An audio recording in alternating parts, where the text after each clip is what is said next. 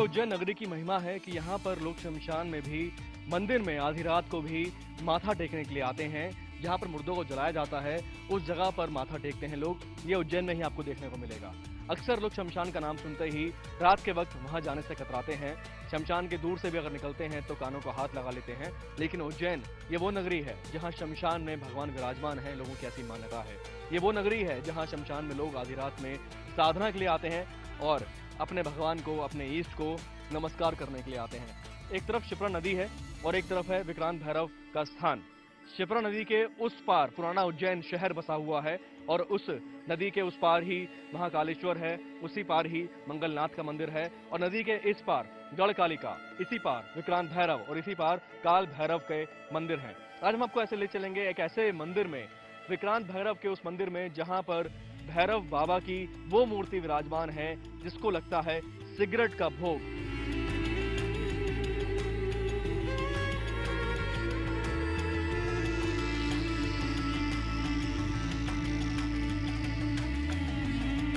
शमशान में विराजमान है विक्रांत भैरव। आइए उस मंदिर में अब चलते हैं।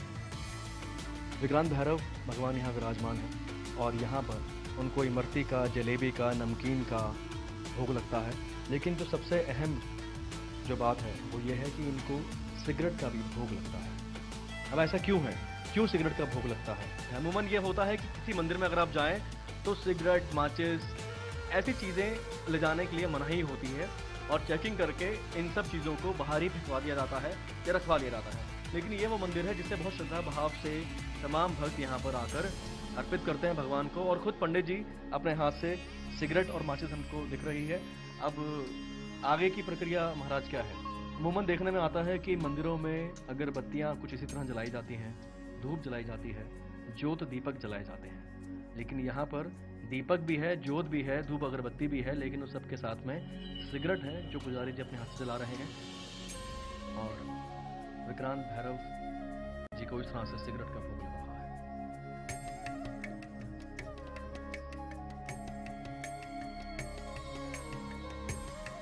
सिंहस्थ के मौके पर हमने तमाम साधु महात्माओं को चिलम फूकते देखा है। हमने काल भैरव मंदिर में मदिरा पान होते देखा है, भगवान को भोग लगते देखा है। लेकिन उज्जैन रहस्यों की नगरी, महाकाल की नगरी, काल गणना की नगरी, तंत्र मंत्र की नगरी, उज्जैन में विक्रांत भैरव मंदिर में भगवान को इस तरह से सिगरेट का भोग लग रहा है। ये क्या कथा है, कैसी कहानी है कि सिगरेट का भोग लग रहा है भगवान? तांत्रिकों का मानना है कि जब वो शमशान में बैठकर सिद्धि प्राप्त करने के लिए आते हैं तो बाबा से उनको आशीर्वाद लेना पड़ता है। यही मैं अपने बचपन से देखते आ रहा हूँ कि वो पहले सिगरेट जलाएंगे, बाबा से आशीर्वाद लेंगे, उसके बाद जाके वहाँ बैठेंगे। उज्जैन में हमने कई मंदिर देखे हैं जो तंत्र साधना के लिए काफ़ी प्रसिद्ध हैं और शमशान के बीचों बीच विक्रांत भैरव का स्थान जहाँ तांत्रिक साधना करते हैं। यहाँ पर चिताओं के लिए भी मुर्दे जो हैं वो जलाए जाते हैं, चिता का स्थान भी है। हाँ। और क्या है इसके आसपास की पूरी कहानी? विक्रांत भैरव मतलब एकांत में बैठे, यहाँ शमशान के राजा कहलाते हैं। यहाँ पास में ही शमशान है, यहाँ चिताएं जलती रहती है। तांत्रिक लोग 13-14 अमावस उस पर यहाँ पे उनका जमावड़ा लगा रहता है। आधी आधी रात को आते हैं, वो 12 के बाद यहीं पर सिद्धि प्राप्त करते हैं। कोई खास मौके होते हैं, रोज इस तरह से भक्त आते हैं? रोज आते हैं और खास दिन है इनका रविवार। रविवार के दिन तो बहुत भीड़ लगी रहती है। कहते हैं 5 रविवार जिनने कर लिए बाबा उनकी सब मनोकामना पूर्ण करते हैं। कब प्रकाश में आई मूर्ति? औरंगजेब की क्या कहानी है जुड़ी हुई? जब औरंगजेब ने यहाँ पर आया था आक्रमण के लिए तो सारी मूर्तियाँ देखी, सब मतलब खंडित कर दी उसने। लेकिन बाबा की मूर्ति जी जो यहाँ पे बाढ़ आती है पूरा गद भरी रहती है तो उसमें दबी हुई थी, तो उसे दिखी नहीं एक तरह से। वो तो बाबा का चमत्कार ही था जो आज बाबा के सामने। सिगरेट के साथ साथ अभी हम देख रहे हैं कि और कुछ चीज़ें जो हैं ये भगवान को यहाँ पर अर्पित की जाती हैं। क्या क्या और ख़ास चीज़ें? बाबा को नमकीन, जलेबी, इमरती, कुछ भी, दूध, सब चलता है इनको। अच्छा, मदिरा भी चढ़ती है? मदिरा भी चढ़ती है। एक भक्त यहाँ पर हैं जो भगवान को सिगरेट पान करवा रहे हैं। प्रभु क्या नाम है आपका? करेगा।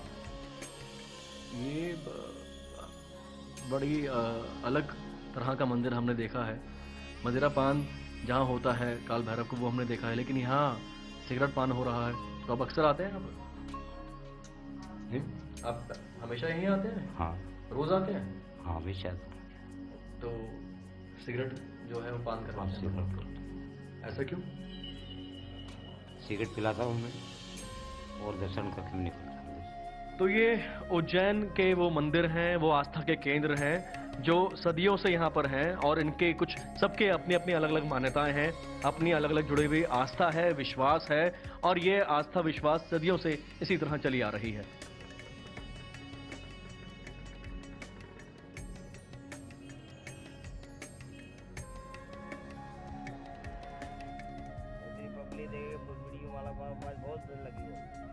सिंहस्थ के मौके पर हम आपको मिलवा रहे हैं उन संत महात्माओं से, उन बाबाओं से जो अमूमन जिनके दर्शन दुर्लभ होते हैं, लेकिन सिंहस्थ एक मौका होता है कि तमाम बाबा के हम यहाँ पर एक ही जगह पर एक ही क्षेत्र में दर्शन करने का मौका मिलता है। धुनी रमाए बैठे हैं बाबा और भक्त यहाँ पर, उनके तमाम यहाँ पर भक्त भी खड़े हैं। बाबा IBN 7 पर आपका स्वागत है। बाबा इतनी सारी रुद्राक्ष की मालाएं हैं, कितनी रुद्राक्ष की माला आपने पहनी है? ये 1.25 लाख रुद्राक्ष से काशी विश्वनाथ से चढ़ाया है, महाभोग जी विश्वनाथ से चढ़ती है महाकाल से। ये तो महाकाल के पर्व में आए हैं। 1.25 लाख रुद्राक्ष पहने हैं बाबा आपने। तो ये तो 1.25 लाख, तो बाबा इनका वजन भी काफी हो जाता होगा? अभी वजन हो गया था, अभी कुछ थोड़ा घटाया है। कुछ अंदाजा बाबा कितना वजन होगा, ताकि अगर आम जो दर्शक बैठे हैं वो अंदाजा लगाना चाहें कि कितना वजन आप पहन के बैठते हैं सारे अपने नित्य? हो जाए 20 किलो। 20 किलो। अब ये 20 किलो वजन धारण करके आप जो है भ्रमण भी करते हैं, अपनी आराधना भी करते हैं? आराधना कर लेते हैं। बाबा ये जैसे जटाएं हम देख रहे हैं, काफी लंबी जटाएं हैं आपकी, इतने भारी, आपने 20 किलो वजनी 1.25 लाख रुद्राक्ष आपने धारण किए हैं, तो बाबा इनको मेंटेन करना, क्योंकि आम लोगों की तो बस की बात ये है नहीं, क्या करना तो कैसे? फिर भी जानना चाहें बाबा की जिज्ञासा तो आती है ना बाबा उनमें, तो कैसे करते हैं, मतलब इतनी जटाएं को मेंटेन करना? खुद हो जाती है। आप बाल मत कटवाइए, आपके खुद हो जाए, गुरु भक्त बन जाए आपका खुद हो जाएगा। अब जटा तो संगार है, ये बाल आया ही है, डुप्लीकेट क्या असली बताओ? हाँ, असली है कि दिख रहा है, नकली दिख रहा है? असली दिख रहा है, इसलिए क्या बोलते हैं बाबा। लेकिन हम नाराज नहीं होते, कोई टच करता है तो नाराज नहीं होते? नहीं होते, हम काहे को नाराज हो गए? तो पब्लिक ही संत को बोलती अच्छा और पब्लिक ही बोलती खराब, उसी के बस में। संसार तो अपने बस में नहीं है। ये बड़ी अच्छी बात बताई बाबा आपने, शुक्रिया हमसे बात करने के लिए।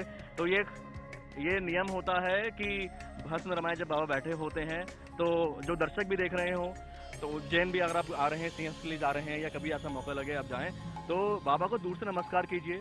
आप उनके कहते हैं कि चरणों की धूल जो है गुरु की वो ले ली जाती है, तो भी उसी का आनंद आ जाता है।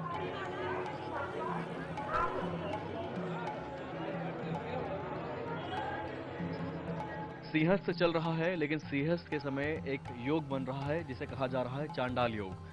सुनने से ही लगता है किसी अनहोनी को सूचित करता है। इस पर ही बातचीत करने के लिए ज्योतिषविद हमारे साथ में हैं आनंद शंकर व्यास जी। गुरुजी ये बताइए कि चांडाल योग की चर्चा हम सुन रहे हैं कई जगह, शाही स्नान सिंहस्थ के मौके पर, क्या है ये? देखिए, वस्तु स्थिति ये है कि ये गुरु चांडाल योग का मतलब ये है कि गुरु ग्रह के साथ राहु का योग हो गया। गुरु जो है देव ग्रह है, राहु असुर ग्रह है, तो ये देवासुर संग्राम का, वैसे तो सिंहस्थ पर्व ही देवासुर संग्राम का सूचक है, तो और उसी समय ऐसे ग्रह योग आना वो खासतौर से अनेक प्रकार के संकट का सूचक होता है। तो वो भी नहीं, केवल उससे ज़्यादा भी खराब असर करने वाले मंगल और शनि दोनों ये भी साथ है। तो ये वास्तव में साथ तो हो गए फरवरी 29 से, और उसके कुछ ही दिन बाद से गुरु और राहु साथ हो गए। ये लगभग गुरु राहु जुलाई तक चलेंगे और शनि मंगल लगभग 11 सितंबर तक चलेंगे। तो इन ग्रह योगों का प्रभाव सारे विश्व पर खराब, केवल हमारे हिंदुस्तान या उज्जैन से लेकर नहीं है, समस्त विश्व में इस प्रकार से बड़ी उथल पुथल की घटना, बड़े यानी एक तरह से भूकंप बार बार आना और इसके अलावा तूफान आना। चांडाल योग की बात चल रही है, कोई तंत्र साधना कर रहा है, कोई कर्मकांड कर रहा है, आप भी जो है हम देखते हैं यहाँ पर पंडित बैठे होते हैं, मंत्रोच्चारण चल रहा होता है।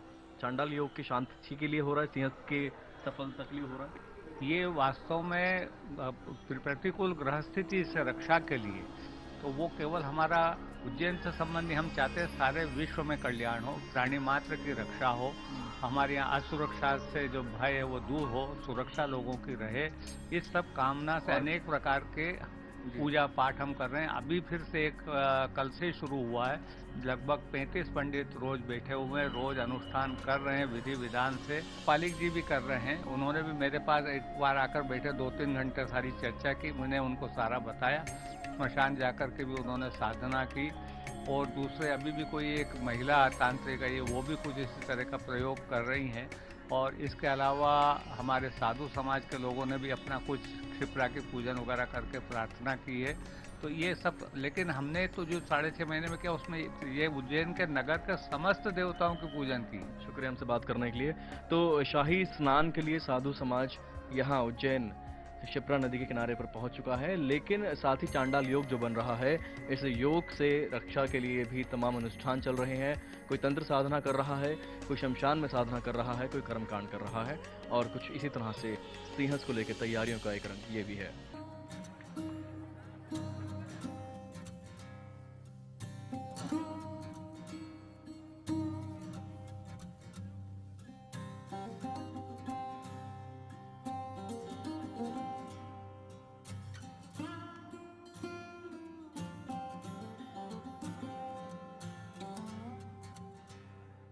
सिंहस्थ में जहां साधु संत महात्मा के दुर्लभ दर्शन के लिए लोग आ रहे हैं, वहीं साधु संतों के शिविर में अन्नक्षेत्र भी चल रहा है, भंडारा चल रहा है, और उत्तम स्वामी जी हमारे साथ में है। जैसा नाम वैसी व्यवस्था देखने को मिल रही है स्वामी जी। जी नहीं, नाम तो सब सेवा है, सब लोग सेवा अपने अपने तरीके से करते हैं। तो हम लोगों ने देखा कि जितने भी यहाँ आसपास के गरीब लोग हैं, जो नौकर लोग हैं, तो ये आज से नहीं 7 तारीख से भंडारा चल रहा है।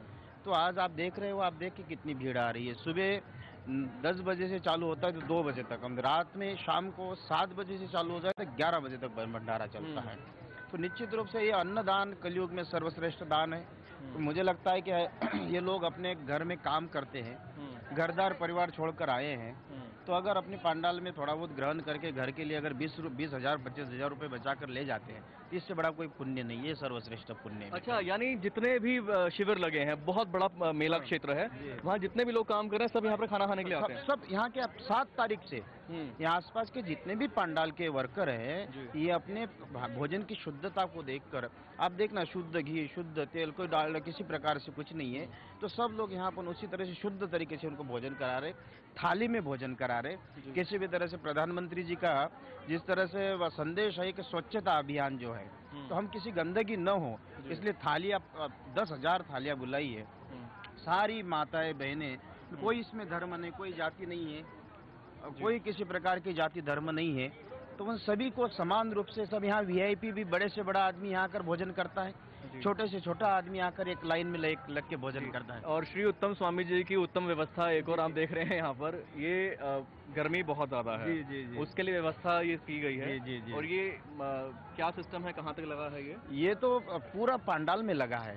मुझे लगा है कि लोग आज 44-45 टेम्परेचर है, तो उनको शांति से, इतनी गर्मी में रहते हैं तो भोजन जो 2 रोटी खा ले, उनको बड़े ठंडक, अंदर भी ठंडक और बाहर भी ठंडक मिले, इसलिए इस तरह की व्यवस्था सब व्यवस्थापकों ने कर रखी है। मतलब शीतलता मन की भी हो और पेट की भी हो। जी दोनों। और ये इसलिए खास हो जाता है क्योंकि भीड़ की वजह से जो बाहर रेस्टोरेंट्स हैं, जो खाने की जो दुकानें हैं, बहुत महंगा हो गया सब जगह, ट्रांसपोर्टेशन भी बहुत महंगा हो गया, बहुत महंगा हो गया। तो इन लोगों के लिए तो बहुत काम की चीज है ये। इनके लिए तो एक तरह से मैं सोचता हूँ कि सर, जितने भी लोग हम देखते हैं, उनके माता घरदार परिवारों को, बच्चों को छोड़कर अपने पैसा कमाने के लिए आते हैं, तो मुझे लगता है यही पुण्य है सबसे बड़ा, यही अमृत हमारे लिए तो अमृत प्राप्त है।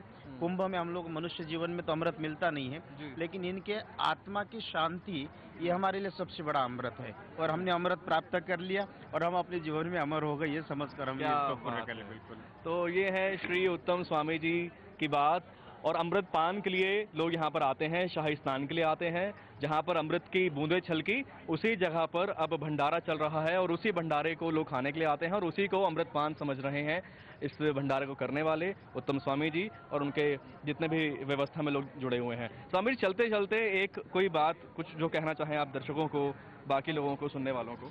मैं ये कहूँगा, भयभीत होने की जरूरत नहीं है। जितने भी दर्शक है, सरकार ने अच्छी व्यवस्था कर रखी है।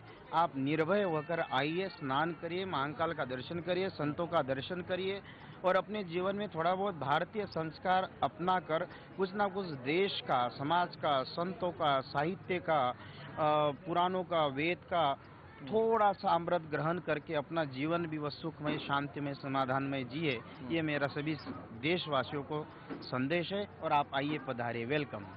शुक्रिया गुरु जी। तो आपको दिखा दें कि पंडाल में भीड़ जो है, रोजाना करीब 10,000 लोग हैं जो अन्न क्षेत्र में यहाँ पर आते हैं, भोजन ग्रहण करते हैं, भंडारा ग्रहण करते हैं, और इसी तरह से अमृत पान वो कर रहे हैं। और यह भंडारा आगे भी इसी तरह चलता रहेगा और चलती रहेगी हमारी सिंहस्थ पर स्पेशल सीरीज।